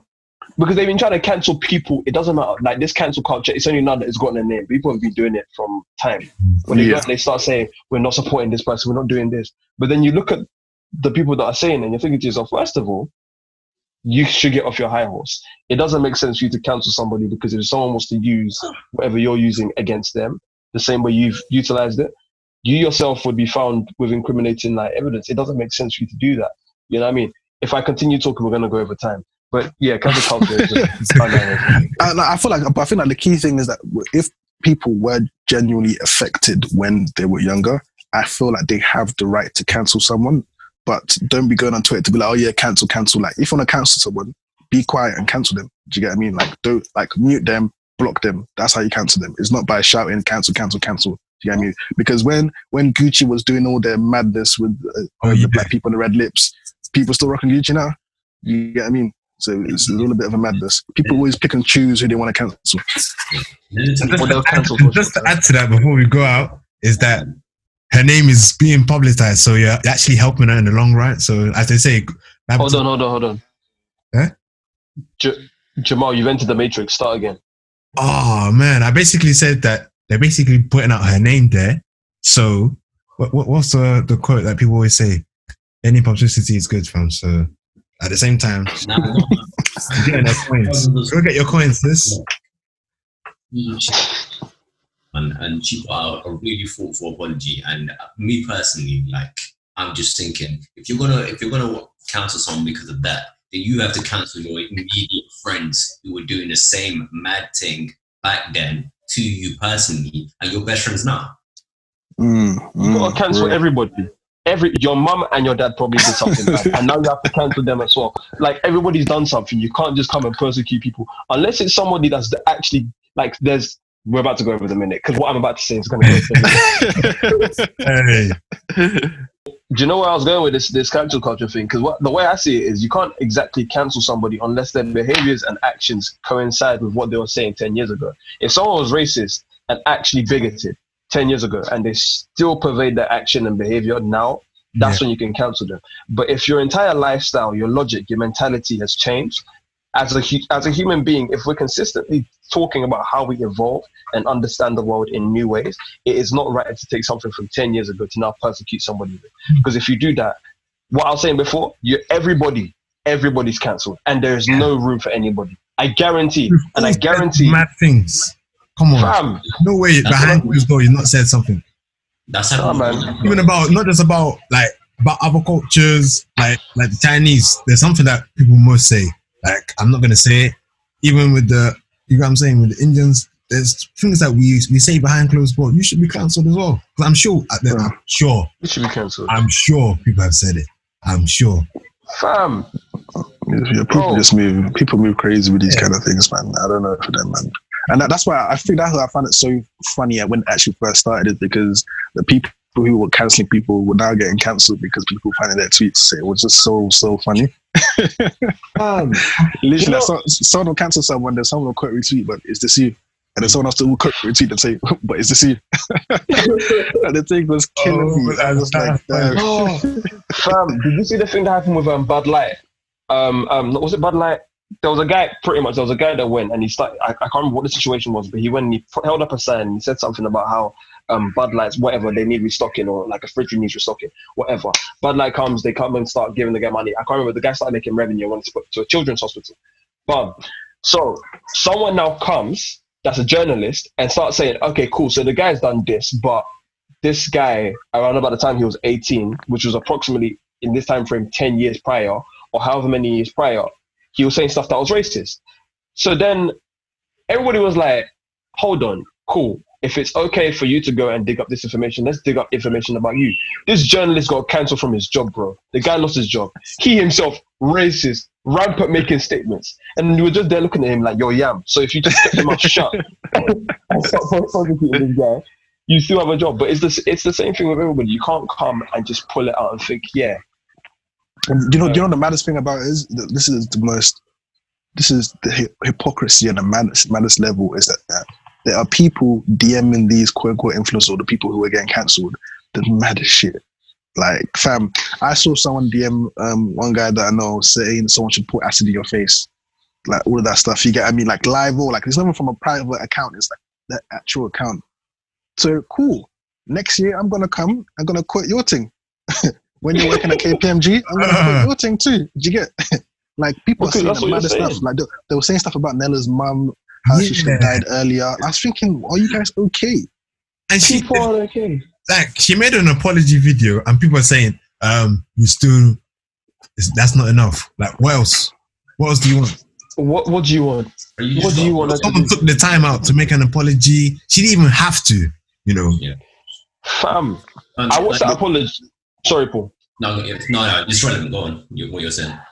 The thing that really gets me is the fact that, like, with this entire thing with Nella was when I watched the apology video, not realizing that she was being cancelled. So I was like, what is going on, Nella? Because I saw the caption and I see her do an apology, and I was like, wait, they pulled this stuff and you're apologizing about it today. I feel like when it comes to us, right, would you guys apologize now? Like, I can understand that you can say, okay, it may have hurt somebody, but your mentality has changed. Would you find it easy to apologize now for something that was done time ago? I feel like for me personally, if it was the first time it would be brought up, then I would apologize, because obviously there are still people who are affected by it, innit? But after I apologize, I can't, like, don't come for me again, because I'm just gonna air you, because I've already apologized. Because what I'm gonna start seeing is that people every year bring up the same thing every year. Like, this isn't one. What the hell? Like, if I've apologized once for it, that's it. Do you get what I mean? Like, I'm not gonna keep apologizing every single time I cancel, man. How do you feel about Kevin Hart and Chris Brown? Because people are still cancelling them. Yeah, like if people are genuinely like this conversation needs to happen with people genuinely with themselves. If they are genuinely affected by it, they have every right to singularly cancel them. Every right. 100%. But don't come on Twitter to tell everyone else to cancel them and all that stuff, because not everyone was affected by it. Do you get what I mean? Yeah. I think it's one of the. Wait, Paul, you keep wanting to say something. Open your mouth. No, it's not urgent. It's all sort of relevant. What I just wanted to say is just based on that point, people were cancelling her in droves. The time that I saw her, she had over 100k followers. Next, it went down. I'm like, what is going on? I saw it down to about 60k, and it's just can you just imagine just like what she went through to go and deactivate her account with Nella Rose? Yeah, it just makes me sick, bro. That's it. It's crazy because she's actually a very cool person. She does a lot of stuff for black girls and just the black community in general. Do you get what I mean? She was one of the very first black YouTubers to be doing their thing, doing the group. Like, she put a lot of YouTubers on. Yeah, like a lot of YouTubers came from her. From like Nehi, even Agorando, they all came from her. Do you get what I mean? And she has never once been like, oh, like you guys need to like shout me out, all that stuff. She's never done nothing like that. She just likes putting people on. Do you get what I mean? So people just make her mad. To be honest, I just don't understand. Personally, I still support Nella as just a person that provides positivity. I just don't understand the logic as to how you're gonna be coming and insulting. Like, here's what I find very, very, very interesting, right? Because it's one of those things where if someone has said something, you shouldn't demonize them because it's been said in the past if they've changed their behavior. And like, okay, anecdote, right?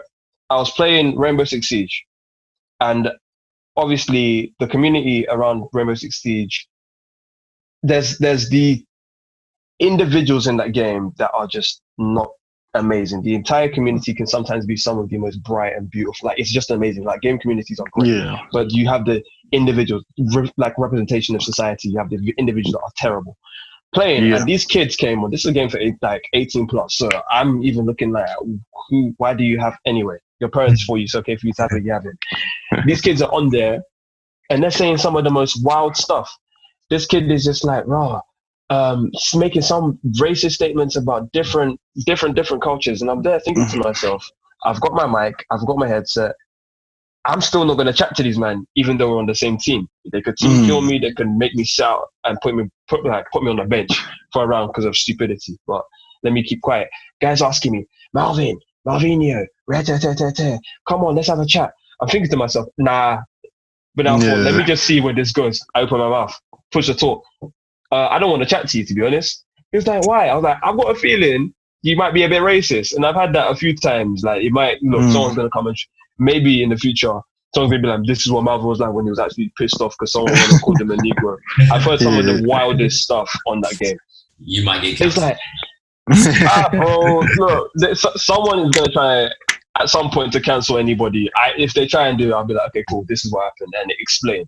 But pretty much, the kid was just like, no, I'm not that bad. And then like some of the stuff he was saying, like making statements, I just pushed the talk. I was like, you sound like you're the kind of person to say Hitler had a few good ideas. That's the lines that this kid was making. And that's like, this is not the worst I've met. I've met people that have told me that, there's no place on the earth for black people are scum of the earth. This is the kind of people you meet. So when I'm answering this kid, I'm just, I'm just telling them what's going on. Now, I started looking, I was like, he's a little kid. I can't be insulting him. The best thing I can do is educate him. Yeah. So as he's talking, I'm thinking to myself, let me not cuss you out. Let me just explain to you why what you're saying is a problem, right? Because I can't demonize you. There's no logical way to come and cancel you. And I'm on a public platform. If I was to be streaming right now, what you're saying is going to the public. So I started telling him, some of the stuff you said, I don't have a problem with you. But it's peak. So after I've said that, he's like, what do you mean? I was like, look at your name, even on this platform. I could go and do a Facebook search and find who you are. Yeah, I mean, I can find exactly all of your information and find where you're coming from and what's actually happening. Yeah, I mean, so Paul just had to leave. So that. Right. But I can find your information, everything, right? But it's the kind of thing you're doing. So if you were to be making these kind of comments, anybody could find it and use this as representation as to who you are. You need to be watching what you're saying on these platforms. Then I started hearing him say, no, I don't say this kind of stuff in front of everybody. I normally just make these kind of jokes in front of my friends. And I thought about it, I was like, okay, this is the kind of problem that we have today, where people will make these comments. They're young, they'll make these comments today and not realize that what they're saying can be used against them in the future. Yeah. You need to have the discourse with them to know that what you're saying now could be used again against you in the future, and you need to be prepared that what you're saying now can be an issue. But not all of us had that thing. Not all of us had 100%. Yeah. the common sense when Twitter first came out to realize that in 10 years' time, what we're saying today is going to be an issue. You know what I mean? So you can't demonize people as it is now, because it's a problem. It's actually something you have to educate them to know that this is something that can come back to bite you. And also, society was so different back in the day. Like, so like, society wasn't as soft as it is now back in the day. Back in the day, like I would cuss someone's Marge, like people would be cussing man, like it was just normal. You know what I mean? There wasn't a thing at all. But now obviously everyone's way more like soft and like all that stuff, which I'm not saying is a totally negative thing, because obviously even when things weren't soft back in the day, there were still individuals who were affected. Like I always say that, and I feel like they have every right to cancel someone. Yeah, I mean, which is cool, innit? But from the whole thing, it's just crazy to me, man. It's do you know what's so funny? Someone tried to cancel me. How did they try and cancel you now? Like what I found is like, obviously I didn't say anything mad on Twitter. What happened was that I think back in the day I said something like all these models are always like light skin, like where the dark skin babes at, or something like that. I said it like in 2013 or 2014. No, 2014 or something like that. Then someone on some one of them ghost accounts then DM me my tweet saying, he's so lucky. After I deeped, they didn't mean to send it to me because after they blocked me, essentially, innit? But that means someone's actively searching to finish people. Do you get what I mean? Like, it was crazy. It was crazy. Like, wait, hold on. People were just out there trying to finish. That's not even an offense. That's even like a big up to where's the quality. Yes, I know. It's not an offense, but what they were trying to do is that they were saying that I was lucky that I said something positive, but they were actively looking for something negative. Do you get? That's why they blocked me after, because they deeped they weren't meant to send it to me. Do you get? But it's just like, it's crazy, man, how people this cancel culture thing. But I always tell people do that, and there's also this herd mentality thing that some people do, right? And also this Twitter is a platform where people are very polarizing. It's like, once someone's done something bad, they're totally bad. Once someone's done something good, they're totally good. That's how people think, and I thought that's very stupid. So, for example, when people even talk about, even when it comes to politics and that, I can always see the good in someone. If they've done something good, I can be like, okay, cool. Like, for example, Trump, for example, I would say, like, out of 10, he's probably 1 good, 9 bad. You get what I mean? But I still recognize, like, I like the way he is in terms of he's not trying to please everybody. Like, I feel like people in the UK are too trying to please everyone. That's why we never go anywhere. Do you get what I mean? Like, but I like the way he is like that. In terms of his policies, I don't rate him at all, innit? But I'm able to differentiate, okay, I like him because of this, and I don't like him because of these things. Do you get what I mean? But a lot of people are very like, I don't want to hear anything about Trump. He's terrible. I don't want to hear anything. Like, and that's just very obnoxious to do so, right? It's the same thing of like Obama, because he's like, oh, he's the best president in the world. Yeah, dude, I don't want to hear anything bad about him. Yeah. But if you saw that he actually did the most airstrikes in terms of presidents, essentially, people don't want to hear that one. I'm just like, fam, like, there's positives and negatives to human beings. Like, you need to take all of these into account. Yeah? But people are very polarizing. Like, if someone's done something bad once, they're like, yeah, they're finished, they're cancelled. If they've done something good once, oh yeah, they're the best people in the world, all that stuff. But you just have to always think about stuff, man. Think about how things are, man. Definitely, man. This world is crazy, but I'm just here to create businesses, man, and just see how the thing go with them and them like the line, man. I'm going to recommend like another podcast for you guys to listen to, actually. It's called My First Million. It's called what? My First Million. Yeah, My First Million is the founder of Bebo. Is his podcast. Him and another guy called Sam Puri as well. Sam Parr. But yeah, that's a really good podcast. What I like about the podcast is that they kind of just talk about ideas that they've seen that are kind of cool, and they just talk about how they would do it if they think it's a long-term thing, and if someone else can do it right now type of thing. And I just kind of like that kind of conversation kind of thing. Like I saw this really cool idea, man. Basically, like subscription software, or SaaS as they call it. If I have subscription software and I'm selling it as a service, right, is that normally they normally have tiered plans. So there's always a monthly plan and there's a yearly plan, right? Me personally, as the owner of the company, I would love for everyone to go on the yearly plan because I get the cash flow for the year. Do you get what I mean? And obviously churn is less. People will leave less if they're on a yearly plan. But if they're on a monthly, they have 12 chances to leave. So what they then tend to do is that they really subsidize the yearly plan to incentivize people. So let's say it's meant to be like £10 per month. They will say the yearly plan is like £60. So you're thinking, I'm trying to go to that yearly thing instead. So what they do, this company is called pipe.com. What they do, they go for companies who've been there for like 2-3 years. And then let's say I have like 100 users, or let's say 1,000 users, pay me £10 each. So I'm getting 10K a month from this, right? They now come to me and say, you know what? We will pay you in advance your yearly plan for the users that you currently have, right? So remember that yearly plan was £60 for the year. So they'll come through and they'll be like, okay, cool, we'll give you, is it 10K users, 600K, we'll give you 600K. And then what you now do now for those monthly invoices, you now pay that to us for the year. So they now make the difference. Basically, the amount you have discounted the yearly plan by, they now make that up as interest, if that makes sense. Okay. So like I thought that's a really, because essentially it's just given a loan essentially. It's just like it's a debt product at the end of the day. But then it's so smart. I was just thinking, fam, it's so true. Like it's crazy. Then I talked to some people. I found someone who does it specifically for the fashion industry. So he did like a little spin on it where he's really deep into fashion. He says a lot of people from big companies here who import materials, they normally have an invoice that they pay like in 60 days time when it comes to invoicing, right? But those companies that they've bought it from, they would rather have the P right now. So what he does is that he goes speak to the company. He's like, okay, cool.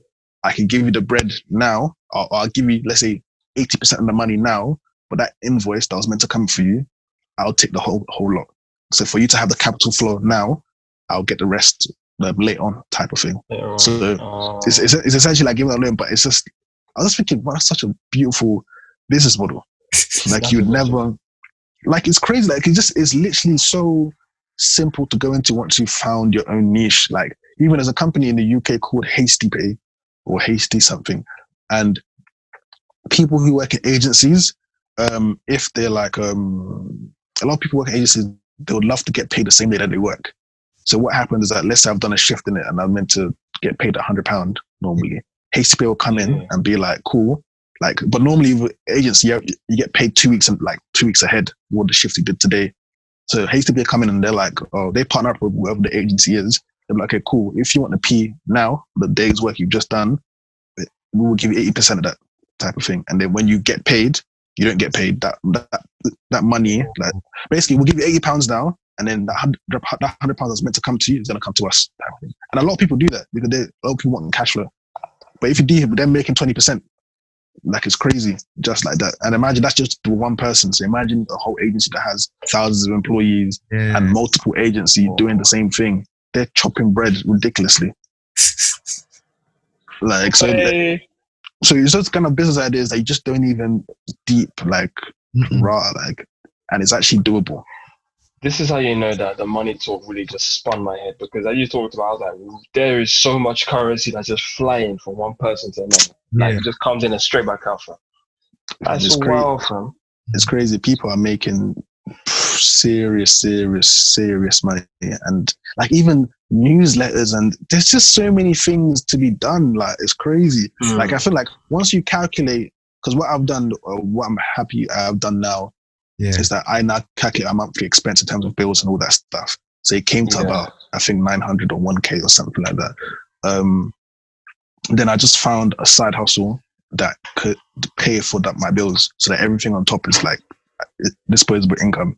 So essentially what I'm gonna switch it now to the Black Erotica thing.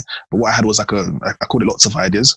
And whenever I just had ideas, every month I just type it up, give people tools they can use to even start the idea if they wanted to, and then like examples and tools and all that stuff. And it was a monthly subscription of £1 a month, literally. And I just get 1,000 people to subscribe to that. You'll come. To get what I mean? And it's not hard to get that. You should just start doing like a referral system and all that stuff. Yeah. But once you have your bills taken care of, and you know that there's a check coming in that's going to pay for the bills, like your mindset completely changes, because now you're feeling like, right, okay, I can actually try out different things and try it. And I feel like if people find a side hustle that can passively pay off their bills, or at least their main bills, let's say, then life looks a lot more different. Definitely. Yeah. On another note, because I want to get this in there, there's been a common occurrence. Most people that we've had on, they watch anime. Have you noticed? I can't lie, black anime still. Most people that we've had on watch anime. If you're into tech, you have to some degree a creative brain. If you have a creative brain, you're going to be delving into anime at some point. So go on, Jamal. So I want to know, like, I'm not bang on, but I know, like, I watch it here and there. I know what's going on in it. Like, so for you now, and for Marvin is time out. I'm gonna guess what he's been watching recently. I'm gonna guess. I feel like at some point you may have been a Dragon Ball Z banger, but you may also watch right now One Piece, My Hero Academia, because these are the top ones that people have been watching. I know you've probably watched Bleach. Highly likely you've watched Bleach. Yeah, I'm gonna stick with those main three for the time being. Which one do you want? Naruto, yeah. You know, do you know what's so funny? Like all of the ones you said, I haven't watched. What? The reason is I have a reason for each one. Hey. No. I have a good reason for each one. I have a good reason. So, Dragon Ball Z. I just never got into that because I don't like animes where people just have too much power and it just doesn't make kind of like someone to just jump and then break 3 planets. I just can't. I can't do too many things like that. Bleach, I didn't like his repetitiveness. Where I started watching it, he's always like he comes, he gets fucked up, he comes back with the same move again and defeats the person. Just keeps repeating that. It gave me that kind of like Power Rangers vibe. Like how Power Rangers repeated itself, you get what I mean? Yeah. My Hero Academia, I'm actually going to start that because people recommended that to me, so that's fine. Stuff I like animes that have characters within it that have a lot of... Yes, Death Note. I love Death Note, yeah. Death Note is lit. Like, I like animes that have characters that it's not just, there's a good and a bad guy happening in a fight. I don't like that kind of stuff. Like, I like when the bad guy actually has a past and it's real character depth. I like that kind of stuff. So like Shades of Grey. Like Hunter x Hunter, that like at first, when I first saw the cover, I thought it was a childish thing. Then when I actually watched it, I was like, this is too lit. And I like animes that kind of teach you, like, no matter whether it's fake or real, like they actually teach you stuff. So like the reason I loved stuff like Naruto, they actually taught you about chakra, how it worked. You get what I mean? And then and then when stuff happens, you'd be like, oh yeah, that's because of this, and you're thinking, and they've actually given you the background. I also like Kuroko no Mind you, they will take like 5 episodes for them to give you the background. They're still in the same spot. Gone back. But I love it, man. Another one is Kuroko no Basket. It's a basketball one. That one was so lit because when I finished watching that, I thought I could play basketball. I'll never forget. I start banging out basketball bears. I was like, yeah, I can do it. I can be Kuroko type of thing. But I like stuff when they explain the different moves and why certain things kind of, and it just all made sense. So I like stuff that's kind of like a little bit you learn from it. And what other anime? Like I've watched Full Metal Alchemist. That was good. What about that? Wait, the original Brotherhood. Brotherhood. Okay. What else is there? Tokyo Ghoul. That was lit. That was Boy, that was I mad. watched the first 12 episodes, and after that, I was like, you know what? I think this may be a bit too sadistic for me. And I cut. After spoilers. Yeah. Have you finished watching it? Yeah, I finished it, of course. Cool. After the point where they showed what's his name getting tortured, and my man was making him count back. Jamal, have you seen it? Oh yeah, I'm not gonna watch okay, it. Yeah. You're not gonna watch it, bro. He was making. The guy was torturing him. He was making him count backwards from 1,000 in like 7, so that he doesn't go crazy. Or and it was keeping. Bro, I was like, nah, I'm good. I don't need to watch this anymore. After that, I was like, nah. That thing is lit, man. That thing What is lit. about Man. Attack on Titan? Yeah, I watched that as well. I didn't finish it. Like I just couldn't get into it. So I'm the kind of guy like I'm not like a big anime watcher. What it is for me is like when it comes out on Netflix, like this is how I don't know if I like something. So when it comes out on Netflix, they only have like 1 season or 2 seasons type of thing. Yeah. If it's really good, I'm gonna feel like okay, let me go off Netflix to try and find something to watch it. But if it's not, I can't be bothered type of thing.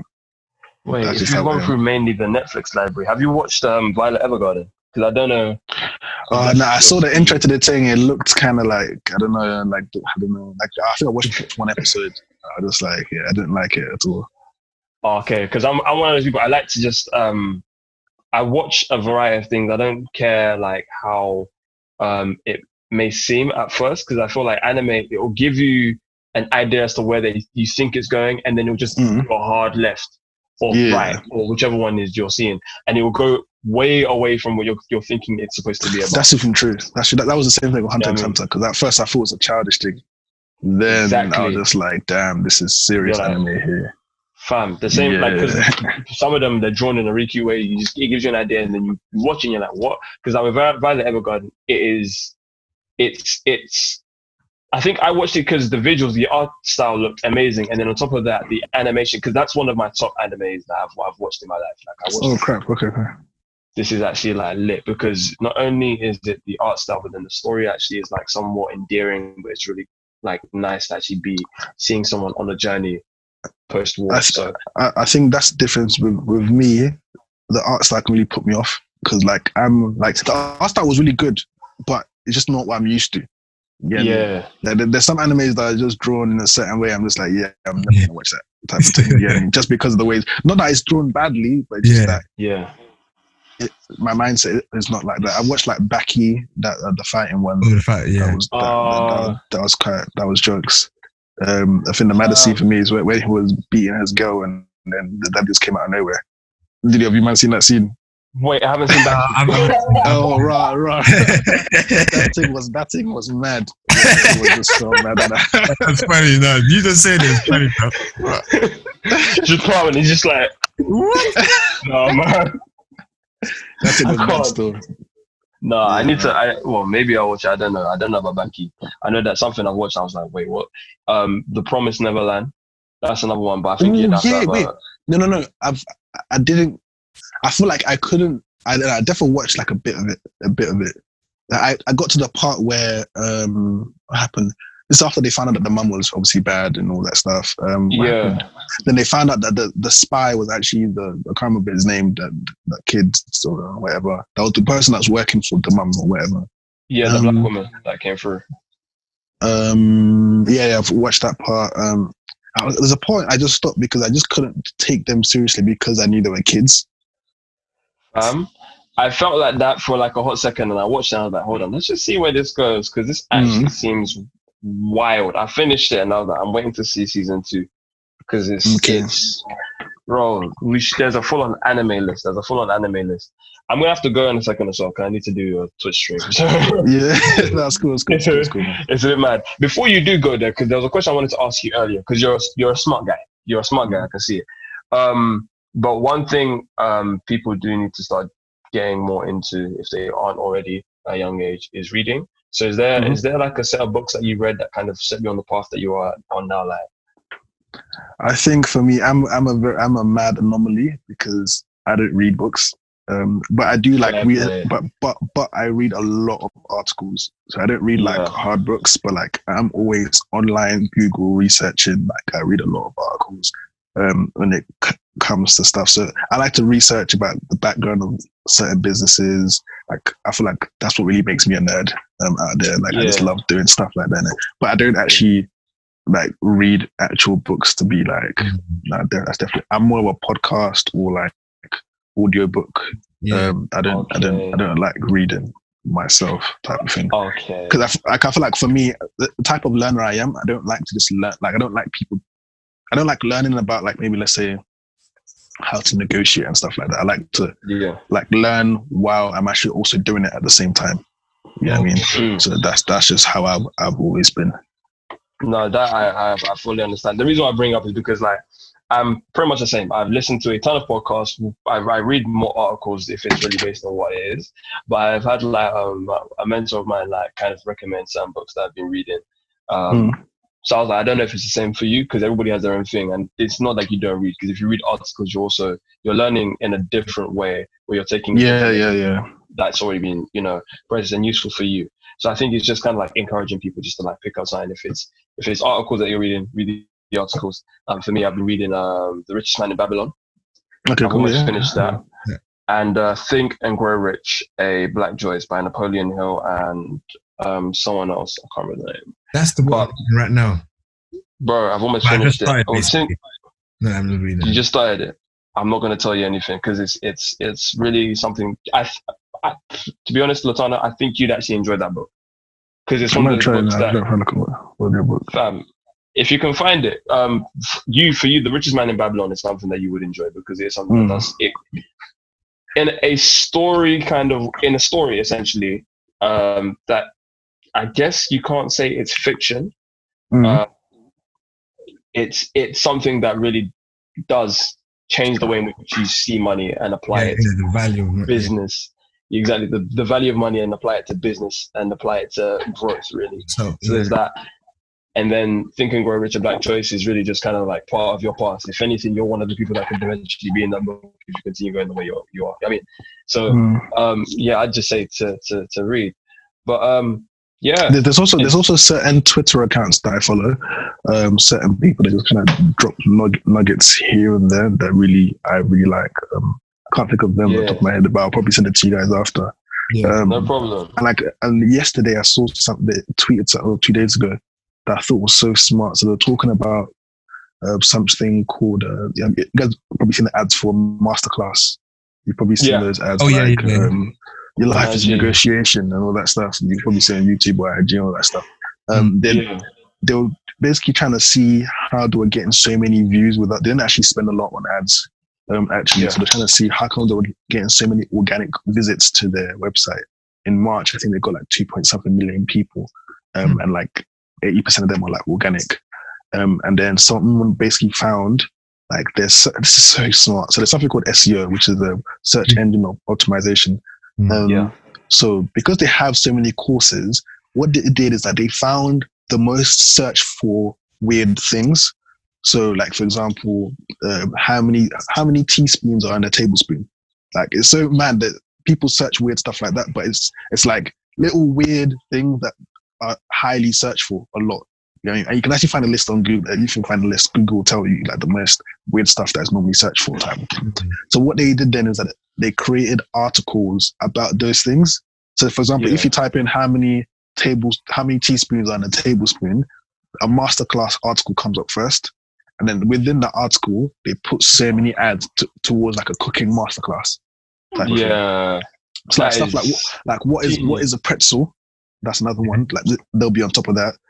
It was like a list of different. I think there was 5 or 6 of them that they do, and they have like 10 articles for each one. And so I was thinking, yo, that is so genius. Like even from those 5, they got like 500,000 people going to their website and obviously purchasing the masterclass and all that stuff. But like you never think on that level. Like that was so crazy to me. Like if you deep it, if you have a business that's within a certain niche, find the most weird question that people normally ask around that niche that is highly searched for, and then make articles about that so that you can become first and listen and just spam the article with bare ads. So just listen to the question and answer the question. Really. That's the question. That is. I was thinking that is so smart, man. That was exceptional. But like little things like that. Like I love like just learning about how different companies did their thing, like how eBay, like they had money at the start, then they made fake seller accounts. They basically, let's say they had $1 million, I'll buy $1 million worth of stuff, sell it for like 25% less, so I'm gonna lose 250k. But make fake accounts, because with eBay it's a buyers and sellers thing type of thing, and so buyers won't come with this, no sellers won't come with this, the buyers. So they faked the sellers, and then bare people came like, wow, they're selling this for 25% less. Let me buy from it, blah blah blah. So obviously they sold all the stock for obviously 750k. But now buyers are like, other buyers everywhere are like, whoa, there's loads of people who were selling on sellers. Other sellers are like, there's loads of people purchasing from this eBay thing. Let me jump on and create my account. And then that kind of like created the spiral roll, and then that's how eBay properly started. So I was just like, wow, these little things you don't know about these marketplaces and how these businesses like really started their thing. It's crazy. It's crazy, man. And it's so smart. It's so smart, man. Mr. LOTANNA EZEIKE. Did I pronounce it correctly? Perfectly, weirdly enough. You see that? Get it wrong, you know. Wow, Mr. Man with all the knowledge. I think, wow, we're gonna at some point be speaking to you again, because it's just, I think you're part of good vibes. Post quarantine. Yeah, exactly, man. when we can all actually meet up face to face, part of good vibes, man. Yeah, man, 100%, man. I think that's a good point to end, because I yeah. Yeah, I mean, yeah, that's good. We'll talk again. Stay around. Thanks for having me, man. Thanks for being available, bro. Thanks. No, that's cool. Who's doing the outro, Jamal? Should I do it? Should you? Thanks for listening. Catch you guys in a jiffy. This has been Technology TV. Deuces.